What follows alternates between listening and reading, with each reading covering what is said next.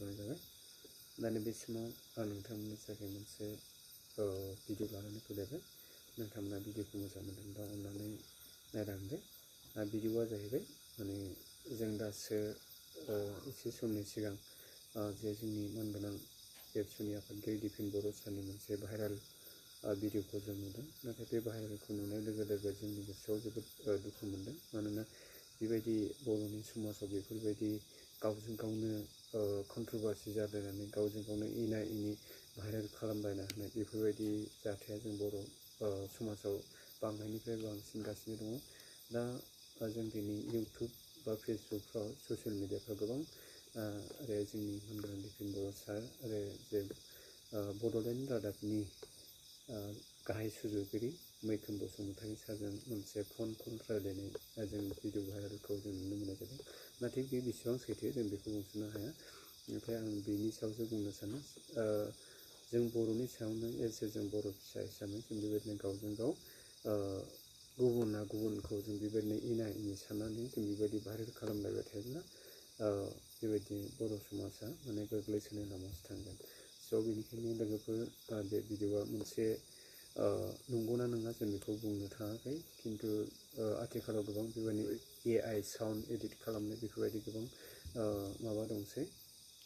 सोरबाबा बेबायदिनो सोरनिबा गोसोआव गाज्रि गोसो लानानै बेफोरबायदि गोबां भइस एडिट खालामनाय बेफोरबायदिबो जों ससियेल मिडियाफ्राव नुबाय थायो।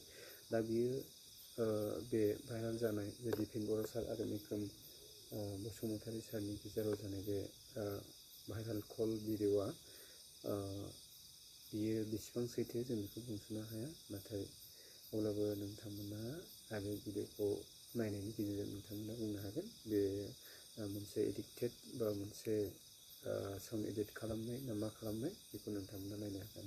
नोंथांमोना भिडिअखौ फुल नायगोन अब्लासो नोंथांमोना बुजिनो हागोन। आरो जोबथारनायाव आं बेखौल' बुंनो सानबाय माने बिनि सायाव दिपेन बर' सारा मा एक्सन लायो बेयो दिपेन बर' सारनि सायाव थाबाय। दा बेनिखायनो आं भिडिअखौ गोलावै बुंनो थाङासै। आंनि साननाया बेल' माने जों बेफोरबायदि गावजों गाव सोरबा दैदेनगिरि सोरबा आइजोखौ भाइरेल खालामनाय उमुक थुमुक बेफोरबायदि गोबां जों ससियेल मिडियाफ्राव नुबाय थायो बर' समाजाव। दा बेफोरनिफ्राय जों बर' माहारिया जानगाराव थानाया जोबोद मोजां।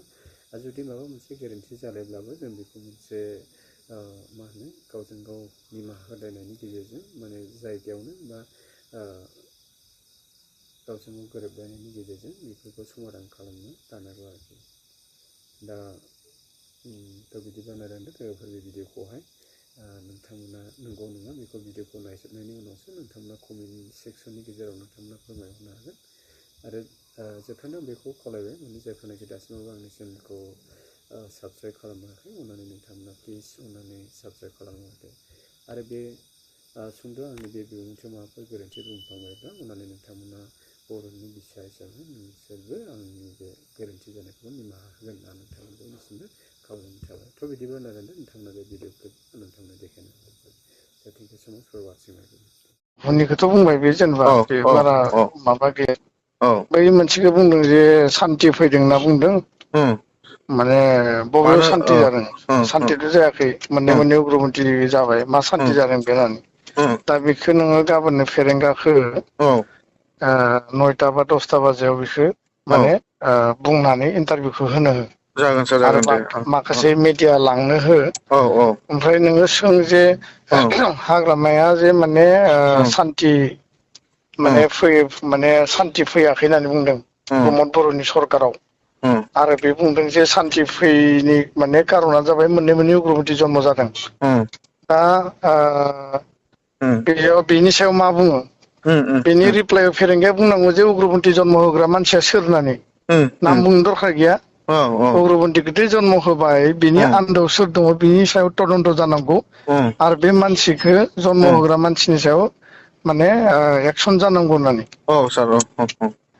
टप टु टप जायो नालाय। आरो दा नोङो सासे सिबआ आरो सासे एक्स सिफजों नांलायनोथ' दरखार गैया। नंगौ नंगौ नंगौ। बेखायनो बे फोरनि लेभेलनिफ्राय आरो फेरेंगानि लेभेलनिफ्राय बुङोबा साबसिन जायो थारमाने।